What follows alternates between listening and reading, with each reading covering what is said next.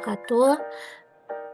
Jadi saya Bella Dina Pratiwi sebagai perwakilan untuk membuka presentasi dari kelompok 5 untuk materi atau tugas analisis penerapan fungsi-fungsi manajemen yang telah kami lakukan penelitiannya pada Warteg Juli.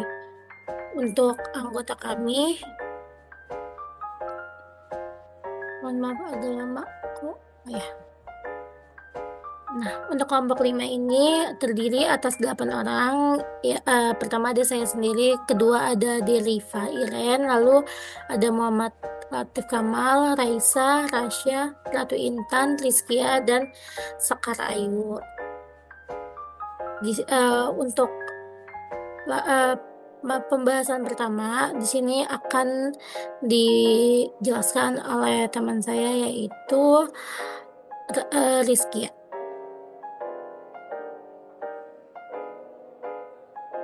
Oke, terima kasih banyak Bella atas perkenalannya. Di sini saya izin lanjut menjelaskan tentang hasil kelompok kami. Yang pertama itu adalah latar belakang. Kelompok kami itu telah menganalisis bagaimana Warteg Anjuli dalam menerapkan empat fungsi manajemen, yaitu planning, organizing, accounting, dan controlling. Itu kami memilih Warteg ini karena skalanya kecil, tetapi pengolahan cukup rapi dan menarik untuk dilihat. Dari sisi manajemen, ini tuh berbagai aspek dalam bisnis di bidang makanan. Mungkin segitu aja. Selanjutnya bisa dilanjut sama yang lain.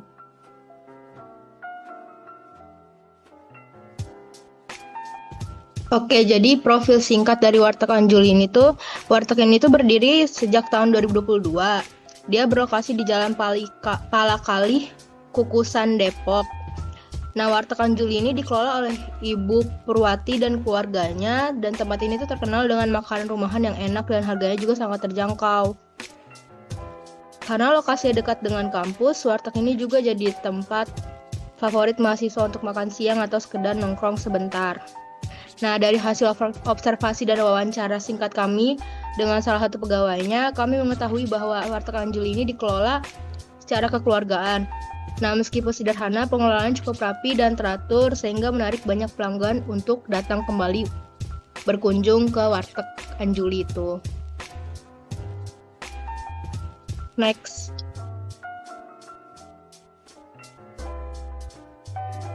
Nah, untuk visi dan misi Warteg Anjuli itu adalah menjadi warteg yang dikenal luas oleh banyak orang dan memiliki banyak cabang. Nah, sementara misinya itu menyediakan makanan yang lezat, murah, beragam variasi, serta memberikan suasana tempat yang nyaman bagi pelanggan Warteg Anjuli.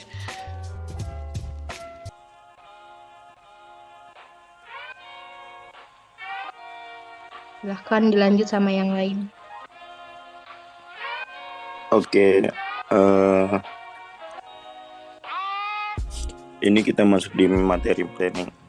Warteg ini sudah memiliki arah dan tujuan walaupun belum tertulis secara resmi.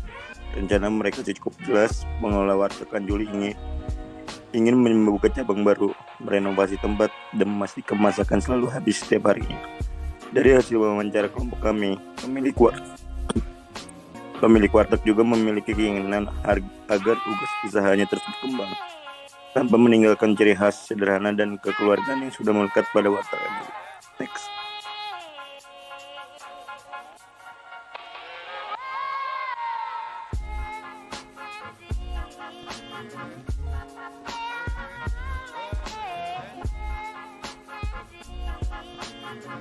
Perencanaan terbagi menjadi 3 tahapan, yaitu 1. Strategis, rencana jangka panjang untuk mengembangkan usaha, misalnya membuka cabang baru atau meningkatkan reputasi Warteg Anjuli agar lebih dikenal masyarakat luas. 2. Teknis, rencana jangka menengah yang berfokus pada hal-hal praktis seperti renovasi tempat, memperbaiki tampilan warung, dan menambah kenyamanan bagi pelanggan. 3. Operasional, rencana harian yang mengatur kegiatan sehari-hari seperti memastikan seluruh masakan habis terjual dan penggunaan bahan makanan dilakukan seefisien mungkin. Next.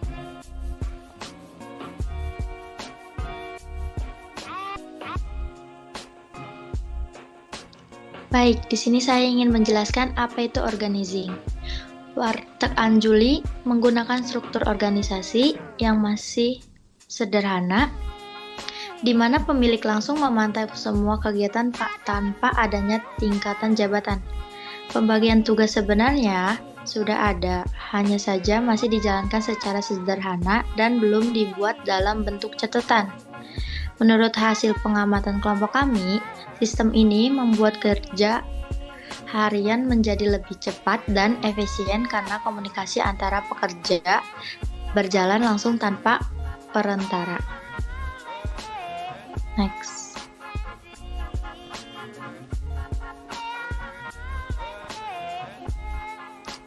Pembagian tugas di Warteg Anjuli itu ada 4. Dapur,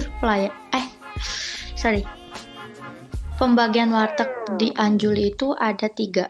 Dapur, pelayan, dan kebersihan. Dapur itu bertugas untuk memasak dan menyiapkan lauk yang akan dijual. Pelayanan itu melayani para pelanggan, mengatur pesanan, dan membantu proses pembayaran. Yang terakhir itu adalah kebersihan, menjaga kebersihan warteg Anjuli dan mencuci peralatan makan juga peralatan masak. Next.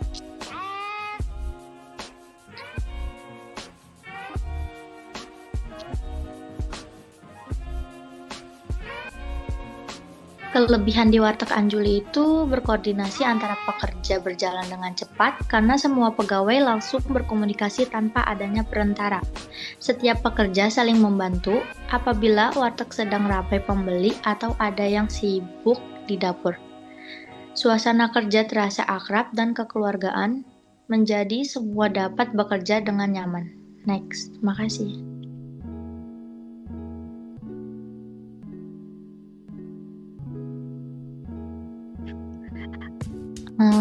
Tapi Warteg Anjuli itu mempunyai kendala, yaitu pembagian tugas belum ditulis dengan jelas, jadi keseluruhan pekerjaan masih dijalankan berdasarkan kebiasaan sehari-hari. Belum ada aturan atau panduan kerja yang dapat digunakan sebagai petunjuk atau acuan bersama. Nanti usaha semakin besar, cara bekerja seperti ini dapat membuat proses pengawasan menjadi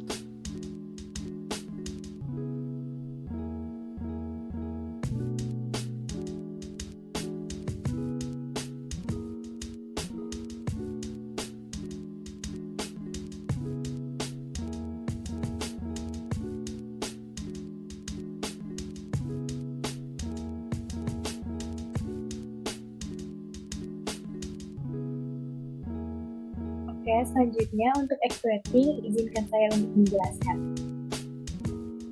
Sebelumnya kita perlu mengetahui ya, apa sih sebenarnya X-rating itu. Jadi intinya itu, X-rating adalah pengarahan. Bagaimana cara seorang pemimpin mengarahkan agar anggota-anggotanya dapat bekerja sama secara ikhlas dan bergairah selama bekerja. Dan tujuan dari X-rating ini adalah agar para pekerja di sana dapat berkenan bekerja sama dan kerja secara efektif sehingga dapat mencapai tujuan dari organisasi yang telah ditetapkan. Nah, X-rating ini sendiri tidak bisa berdiri tanpa ada komponen. Nah, komponen-komponen yang menjadi penyusun agar X-rating dapat berjalan dengan baik adalah kepemimpinan, komunikasi, divisi, dan koordinasi. Nah, sementara itu, kalau di Warteg Anjuli sendiri, untuk penerapannya sendiri, kita dapat menganalisis nih bagaimana penerapan di Anjuli ini X-ratingnya sudah baik atau tidak dengan 2 hal. Yang pertama adalah kepuasan para pekerja dan yang kedua adalah kinerja kerja. Untuk kepuasan kerja, kita dapat mengetahui bahwa kepuasan kerja berhubungan dengan perasaan atau sikap seorang mengenai pekerjaan itu sendiri. Selanjutnya ada gaji, kesempatan promosi atau pendidikan yang didapat, pengawasan yang dilakukan oleh pimpinannya, rekan kerja yang berrelasi bersama dia, beban kerja, dan lain-lain berdasarkan Apriliani pada tahun 2024. Lalu, bagaimana sih Anjuli melaksanakan analisis kepuasan kerja yang telah mereka lakukan? Nah, yang pertama, kepuasan kerja dari hasil kepuasan dari rasa berdasarkan wawancara yang telah kami lakukan, mereka merasa mereka melakukan kerjaan secara fleksibel sehingga mereka merasa nyaman dengan kerja di situ. Selanjutnya, berdasarkan gaji di sana itu dirasa memang tidak ada kenaikan gaji yang secara berkelanjutan karena kan memang struktur organisasi mereka sendiri adalah struktur organisasi flat, sehingga mereka sendiri tidak memiliki ketetapan jabatan yang akan naik gitu, karena mereka jabatannya tuh hanya ada pemimpin perusahaan dan juga anggotanya ini adalah pekerja langsung, jadi tidak ada kenaikan gaji yang secara berkala gitu ataupun kenaikan jabatan yang dapat dijanjikan. Lalu selanjutnya ada pengawasan dari Bude alias pemilik warteg Anjuli sendiri sering dilakukan secara berkala karena Bude sendiri sering mampir ke warteg Anjuli. Lalu rekan kerja sendiri, berdasarkan hasil wawancara kami menemukan bahwa para pekerja di sana nyaman dengan rekan kerjanya sendiri karena bagaimanapun warteg Anjuli sendiri didirikan dengan landasan kekeluargaan di mana mereka sendiri saling berkerabat gitu. Lalu untuk beban kerja, sebagaimana yang dijelaskan Ratu sebelumnya, memang beban kerja di sini lebih ditekankan pada pembagian tugas. Tidak ada orang-orang yang harus in charge dalam satu pembagian tugas, tapi mereka mengerjakan semua pembagian tugas bersama-sama, sehingga beban kerja ditanggung dengan secara rata dan juga kooperatif untuk pembagian tugas. Lalu untuk fungsi pengarahan ini juga bisa dianalisis kebagusannya dalam penerapannya berdasarkan kinerja karyawannya. Nah, untuk kinerja karyawannya sendiri, berdasarkan pengamatan subjektif yang kami lihat, ternyata pekerja-pekerja di Anjuli telah melakukan pekerjaan mereka dengan baik. Mereka bekerja dengan baik, tidak pernah melakukan masalah-masalah besar selama kami berkunjung ke sana secara random gitu. Bahkan juga dengan gesit melakukan pelayanan gitu kan. Dan mereka juga rajin memasak secara disiplin sebelum mereka buka di waktu pagi hari agar ketika pagi atau siangnya tetap didapatkan hasil yang lebih banyak untuk penjualan daripada masak-masak gitu. Tambahan bukti juga ketika kami mau wawancarain Mbak Tiara sebagai salah satu narasumber, Mbak Tiara ini adalah kerja di Anjuli. Kami merasakan rasa di mana tanggung jawab Mbak Tiara ini sungguh besar dan juga merasakan bagaimana Mbak Tiara ini bertanggung jawab atas tanggung jawabnya itu. Dimana ketika kami mewawancarai dia, masih banyak orang-orang yang berlalu lalang dan berdatangan untuk membeli makanan di Anjuli. Dan hebatnya Mbak Tiara ini adalah dia lebih memprioritaskan pelayanan kepada konsumen daripada kami, sehingga ketika kami wawancara, dia rela meninggalkan wawancaranya untuk melakukan pekerjaannya. Nah, secara garis besar, fungsi activating pada warteg Anjuli sudah dijalankan dengan baik. Dilihat dari keempat komponennya, di mana tadi kita kan sudah menganalisis ya berdasarkan dua hal, yaitu kinerja dan juga kepuasan kerja. Nah, itu juga secara tidak langsung di dalamnya ada keempat komponen yang sebelumnya kita bahas, yaitu komunikasi, koordinasi, kepemimpinan, dan juga motivasi.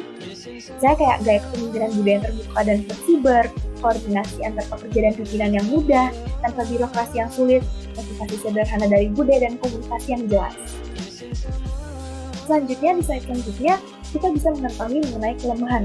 Sebenarnya, kelemahan dari Anjuli sendiri adalah kesederhanaannya dalam orientasi motivasi. Sebagaimana kita tahu, Anjuli ini memiliki motivasi yang sangat sederhana, karena kan memang mereka adalah perusahaan UMKM kecil. Nah, untuk hal ini sendiri bisa menjadi ancaman di masa depan dan akan menjadi masalah ketika orang tidak jadi karena tidak ada motivasi untuk terus bekerja, dan akhirnya jadi tidak ada komitmen dalam pekerjaan yang mereka lakukan. Nah, apa sih yang bisa dilakukan warteg Anjuli untuk meningkatkan motivasi dan para pekerja sendiri? Bisa dilakukan dengan memberikan penghargaan, tantangan, dan juga rasa keterlibatan. Nah, berdasarkan analisis kami, penghargaan yang diberikan oleh warteg Anjuli kepada pekerjanya sebenarnya ada, tapi tidak cukup impresif. Mereka juga jarang sekali memberikan hanya 3 bulan sekali untuk satu orang. Nah, ini perlu dievaluasi lagi agar pemberian penghargaan itu dapat lebih menarik dan juga dapat lebih memuaskan para pekerjanya. Sementara itu untuk penghargaan juga harus diketahui, harus ada hukuman yang ditetapkan jika terjadi penyelewengan. Selanjutnya adalah melakukan, untuk tambahan sendiri, kenapa sih kita harus ada hukumannya, itu agar tidak ada muncul rasa malas atau penyelewengan dari kewenangan yang telah diberikan. Lalu selanjutnya adalah dikarenakan Anjali sendiri memang tidak terlalu gencar dalam mencari keuntungan, makanya tantangan-tantangan yang ada di sini juga harus ditetapkan penyelesaiannya. Misalnya kayak berdasarkan studi kasus yang telah kami lakukan, ternyata mereka memiliki masalah mengenai makanan-makanan yang kadang tidak habis sampai warteg tutup, dan solusi yang mereka berikan adalah menjualnya dengan harga yang sama tapi dengan porsi yang lebih banyak. Nah, jika konsumen tahu hal ini, mereka dapat menjadi ancaman ke depannya. Kenapa? Karena jadinya mereka akan menunggu hingga warteg segera tutup, sehingga mereka bisa mendapatkan porsi yang lebih banyak, dan ini tentunya akan merugikan perusahaan Anjali. Selanjutnya adalah untuk keterlibatan sendiri, pekerja sudah merasa cukup dilibatkan ya berdasarkan wawancara dengan Mbak Kira, sebagaimana dalam pekerjaan tersebut mereka sendiri memang sudah menjadi kerabat gitu kan secara biologis, jadi mereka sudah merasa cukup dilibatkan satu sama lain dalam bekerja, dikarenakan mereka saling membantu, saling memberikan kritik dan saran untuk sama-sama bekerja. Lalu untuk kelebihan dalam proses pelaksanaan activating sendiri, pekerja sudah terikat dengan rasa kekeluargaan, sebagaimana Mbak Kiara juga merasa perlu untuk terus terlibat dalam pelaksanaan pekerjaan sehari-hari warteg Anjali. Hal ini tentu menjadi hal yang sangat-sangat diperlukan, sangat-sangat penting, karena ketika pekerja sudah memiliki rasa keterikatan dengan perusahaannya, hal ini dapat menjamin komitmen yang tinggi dari para pekerja. Nah, selanjutnya adalah gaya koordinasinya yang terbuka juga antara Bude dan juga para pekerja di sana cukup baik, sehingga keterhubungan antara mereka jelas gitu untuk pembagian tugas dan segala macam. Selanjutnya untuk motivasi dari Bude, sebagaimana yang sebelumnya kita bahas di kelemahan, memang memiliki dalam jangka panjang mungkin bisa berdampak buruk, tapi dalam jangka pendek ini sebagai pemimpin dengan target yang sederhana, Bude memberikan motivasi yang cukup sederhana juga, misalnya kayak memperbolehkan mereka pulang cepat jika hasil penjualan dipenuhi pada hari itu, dan hal tersebut tentu menyenangkan para pekerja karena mereka mendapatkan keuntungan langsung pada hari itu juga, yaitu mereka bisa bekerja hanya paruh waktu tapi tetap mendapatkan gaji yang full begitu. Untuk komunikasi sendiri mereka juga cukup baik, bagaimana dengan komunikasi yang sederhana mereka dapat mengerti tugas-tugas yang diberikan, dan juga komunikasi jelas dari Bude cukup menjelaskan tugas-tugas apa aja sih yang harus dikerjakan, sehingga pekerjaan mereka pun sampai sekarang terlihat cukup profesional dan juga giat dalam bekerja. Nah, saran yang dapat kami berikan dalam pelaksanaan activating dalam warteg Anjali diantaranya yaitu adalah membuat SOP yang lebih tegas. Mengapa dibutuhkan SOP? Untuk menjelaskan masalah-masalah yang sebelumnya kita bahas di bagian kelemahan, misalnya penghargaan dan hukuman. Hal tersebut harus disesuaikan dengan keseimbangan sebagaimana mereka melakukan suatu hal, misalnya dengan wewenang dan tanggung jawab yang mereka lakukan, harus ada hal yang setimpal sebagai hasil dari perbuatan mereka itu sendiri. Selanjutnya adalah batasan dari sejauh mana wewenang dan kebebasan yang diberikan oleh Bude kepada pekerja di sana, sehingga walaupun mereka bersaudara tetap ada batasan-batasan sebagaimana ini adalah sebuah organisasi yang mencari profit, gitu kan. Selanjutnya adalah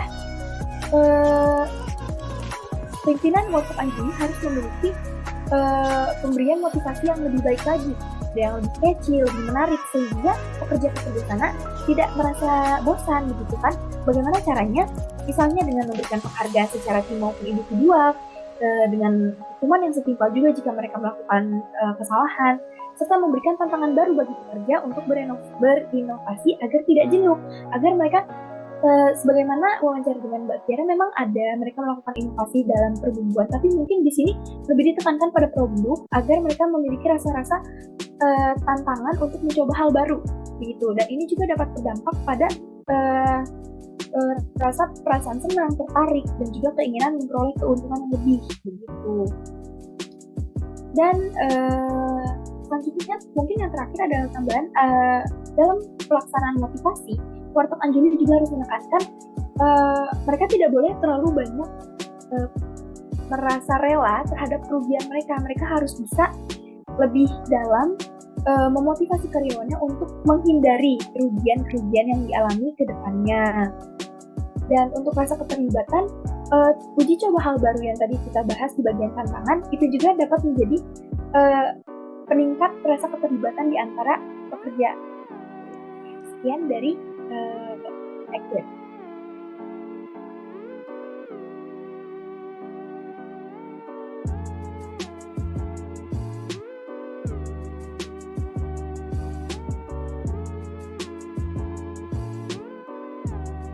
Selanjutnya adalah controlling atau pengawasan.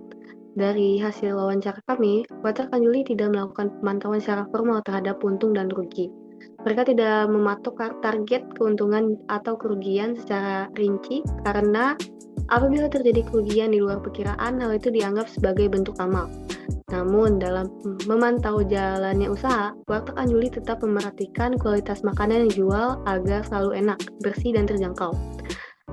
Pemantauan ini dilakukan dengan melihat respons langsung dari pelanggan. Biasanya proses memasak sudah dimulai sejak subuh dan meskipun waktunya sudah cukup padat, kebersihan serta cita rasa tetap dijaga dengan baik. Kedisiplinan waktu dan keterampilan memasak menjadi kunci utama agar rencana harian berjalan sesuai harapan. Boleh next slide?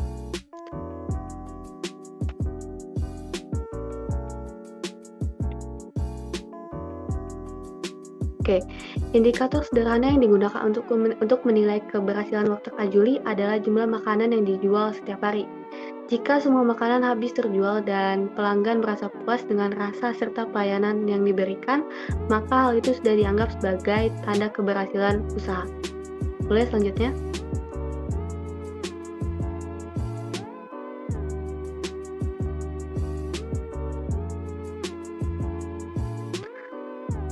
Apabila hasil yang dicapai tidak sesuai harapan, misalnya masih ada makanan yang tersisa, Warteg Anjuli biasanya akan menurunkan harga atau memperbanyak porsi agar makanan tetap terjual.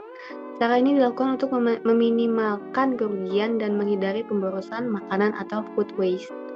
Langkah tersebut umumnya diterapkan pada malam hari menjelang warteg tutup, karena Warteg Anjuli merupakan usaha keluarga.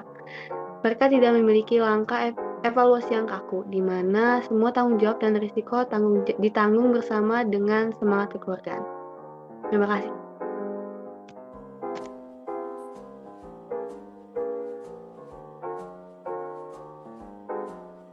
Oke, baik teman-teman, karena tadi udah kita bahas kayak pertama latar belakang kita melakukan penelitian untuk makalah pada Warteg Anjuli itu dijelaskan, terus tadi udah dijelaskan juga perencanaan atau planning, terus organizing, actuating, serta controlling yang ada di Warteg Anjuli itu apakah sudah diterapkan sesuai dengan fungsi-fungsi manajemen yang ada atau belum. Nah, itu tadi juga dijelaskan dan di sini aku izin menyimpulkan. Jadi Warteg Anjuli itu sudah menerapkan fungsi manajemen, yaitu tadi yang planning, organizing, actuating, dan controlling itu secara sederhana, karena balik lagi karena dia itu kan usaha kecil ya, jadi itu pun kayak tadi struktur organisasinya itu flat gitu, enggak. Terus habis itu kayak planningnya itu kayak yang bagian visi misi itu juga kayak enggak tertulis secara formal gitu. Nah, itu makanya dapat dikatakan penerapan fungsi-fungsi manajemen pada Warteg Anjuli itu sederhana, tetapi balik lagi itu berdasarkan penjelasan tadi, penerapannya itu juga udah cukup efektif kok. dan dan perancangan atau pelaksanaan itu juga berjalan baik. Terus kayak pengorganisasian atau kayak pembagian tugasnya itu juga udah cukup bagus, walaupun kayak setiap karyawan itu harus apa tadi tuh kayak bisa saling bantu gitu, maksudnya bisa juga saling backup satu sama lain, dan itu juga kayak apa ya, berarti itu kayak masih menerapkan sistem kekeluargaannya juga. Lalu kayak menurut kelompok kami atau saran dari kelompok kami itu, di Warteg Anjuli itu perlu banget nih memperkuat pengendalian atau controlling. Sebenarnya nggak hanya controlling sih, planning, organizingnya itu dibuat secara formal, karena di situ kan masih informal ya tadi ya, kayak maksudnya nggak tertulis kayak gitu. Mungkin menurut bukan mungkin sih, sebenarnya harusnya Warteg Anjuli itu bisa bikin apa namanya, kayak peraturannya itu lebih formal. Lalu untuk kualitas dan efisiensi yang dilakukan oleh Anjuli itu juga udah cukup bagus dan tetap terus terjaga dari hasil wawancara kami itu sampai kemarin. Dan itu dari langkah-langkah atau inovasi baru atau kayak cara dia mempromosikan tempat makan itu juga udah bagus, kayak seperti memberikan tingkat, maksudnya kayak cara marketingnya dia juga bagus, kayak memberikan ST gratis setiap harinya. Itu kan salah satu ini ya, apa namanya, langkah marketing itu udah bagus banget. Dan dengan itu dia bisa bersaing dengan tempat-tempat makan atau tempat-tempat kuliner yang ada di dekat gerbang kukusan kelurahan. Dan dia juga bisa berkembang atau apa ya, lebih maju lagi untuk usahanya, seperti apa yang dia bilang saat di planning, dia berencana untuk membuka cabang baru. Itu saja untuk kesimpulannya. Di sini saya juga izin sekalian menutup presentasi ini. Jadi apabila ada perkataan atau kesalahan yang tidak disengaja maupun disengaja dalam pengucapan, mohon maaf, dan kurang lebihnya kami juga mohon maaf untuk teman-teman dan Mbak Funi. Terima kasih. Wassalamualaikum warahmatullahi wabarakatuh. Waalaikumsalam. Waalaikumsalam. Hore, selesai.